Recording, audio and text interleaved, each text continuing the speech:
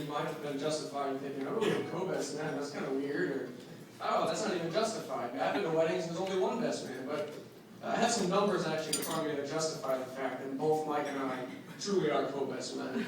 Most of it speaks to Mike and I. I'll start off by saying that I've been friends with Eric for 12 years. We started becoming friends in middle school.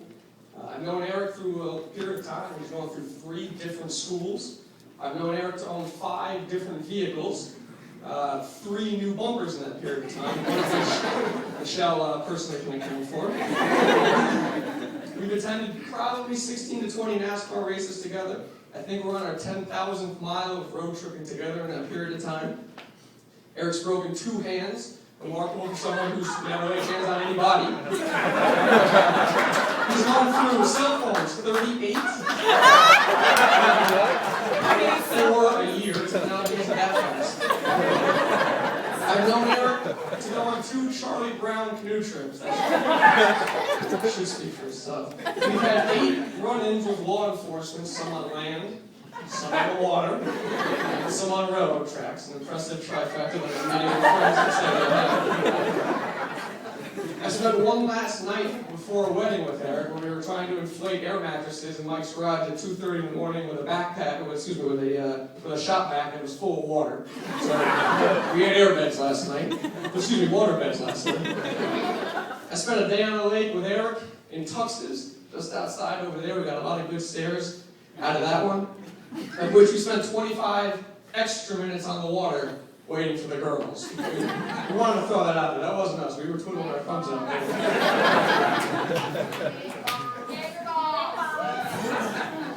Cool. What I'll say next, Mike talked about it earlier, is we're probably supposed to offer some advice to the 2 of them, and we're completely unqualified to do so. The only person who is qualified, we met last night, Newtown Diner, 12:15 a.m. She was married 4 times. She was an expert. Everything she ever knew about getting married, yet I don't think there was room for her, so we kept her there.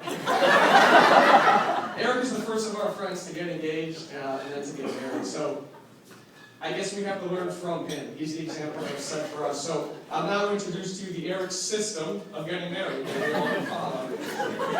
It was mentioned before, their first date was at a hockey game of Mike's. So what you want to do is you want to find a date and you want to take her to a hockey game or a sporting event of one of your future co-best men. I can't do sports, so he didn't come to mind. Mike was number 9, pay attention to that. He went to their hockey game. They enjoyed their time together. They dated for years and years and years and years and years and years and years and years to get number 9. You can't decide to get engaged any sooner than 9 years. Too risky. Even with a girl like Michelle, it's entirely too soon, so you wait till year 9. You already have anniversaries set up in your relationship that you've forgotten. So don't dare introduce a new one to it. Engage on her birthday. That's what's called a twofer. Then, the wedding is on the day you started dating. Again, a twofer. Now you're engaged. You have to choose your bridal party. Wait 9 months before you tell anybody they're in it. You have no time to plan. You can have as many best men as you want. There's 2 of us here now. You just have to wait 9 months before you inform them of their duties. The Eric system of getting married, take a girl to number 9's game, wait 9 years to get engaged, wait 9 months to tell your party. The Eric system is 1 for 1.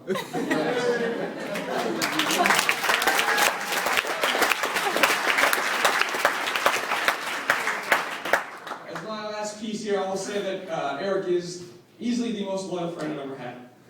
Period. So I thank him for that. Over the years, you could go on for stories of everything he's done for me and vice versa. It may make one of them more important than another, so we won't. Thanks.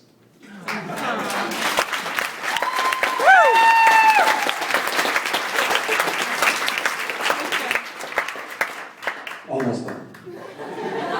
Michelle, it's your turn.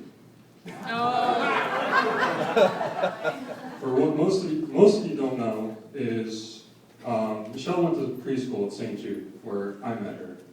Long before, well, shortly after Brian met her in first grade, long before we ever knew of an Eric Whitney. So we've actually known Michelle far longer than we've known Eric.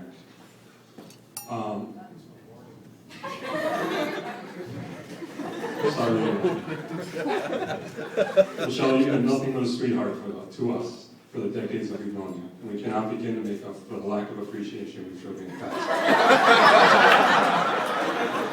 I didn't know that was true. Thank you for being one of the guys at countless NASCAR races, Monster Jam, hockey games, awesome nights at the bar, out on this beautiful lake when you can make it out.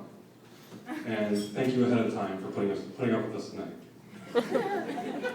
You've done all these things with a smile on your face. Sometimes crying. Don't do it. But most of all, thank you for being with Eric. This is finally the close now, right? We should not go on before we congratulate the bridesmaids. Everybody looks beautiful. Surprisingly so, shockingly so, when I talked about it. Not to be rude, talk about, no, talk about. For those of you who know Michelle, you wouldn't have been surprised if they showed up in full Target Class A gear. Red shirt, name tag, tan pants, that's what we were expecting. So, remove that. Lady's beautiful, Michelle absolutely stunning. So, Mike and I commented on the way in that tonight dinner so far is everything we thought it would be. So, if everyone out in the seats would stand up with us, grab your glasses along with Mike and I, raise them high in the air to a toast to our best friends, Eric and Michelle.